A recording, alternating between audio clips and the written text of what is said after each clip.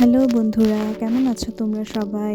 আর আজকে কিন্তু Thanksgiving day, আর সেই জন্যই আমি নিয়ে নিয়েছি মুরগি ফ্রাই করব বলে। তো সবগুলো মুরগি মাখিয়ে ফেলেছি, আর এর মধ্যে খুব চা খেতে ইচ্ছে করছিল, তাই চাও বানিয়ে ফেললাম।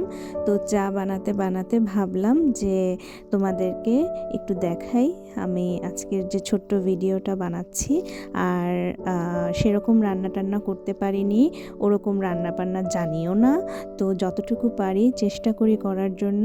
তাই ভাবলাম যে যেহেতু করছি তাহলে তোমাদেরকে একটু শেয়ার করি। তো চা হয়ে গেছে। চা করার পরে আমি যে মুরগিটা মাখিয়ে রেখেছিলাম ওটাই আমি ফ্রাই করতে দিয়ে দিয়েছি। আর এটা আমি আগের দিন রাতে ভালো করে ম্যারিনেট করে মাখিয়েছি, আর সকালবেলা উঠে শুধু ডিমটা দিয়েছি। তো এখানে দেখছি যে মাছের একটা ছোট্ট মাছ পেয়েছি আমি, সেটাও ভাজি করেছি। তো ভাজা করা আমার হয়ে গেছে, আমি তুলে রাখছি। আর এরপরে দেখলাম যে মাংসের যে ম্যারিনেট করা ছিল সেই মশলা একটু বেঁচে গিয়েছে, তাই আমি ভাবলাম যে একটু আলু আর পেঁয়াজ নিয়ে ফ্রাই করে দেই।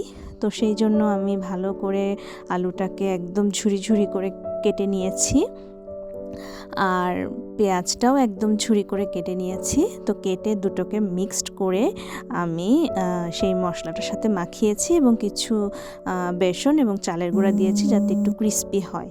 তো এই তো মাখানো হয়ে গেছে, এই জন্য এখন আমি এটাকে ভেজে নেব। আর আমার কিন্তু চিকেন ফ্রাই করা হয়ে গেছে আগেই, তো দেখতেই পাচ্ছ।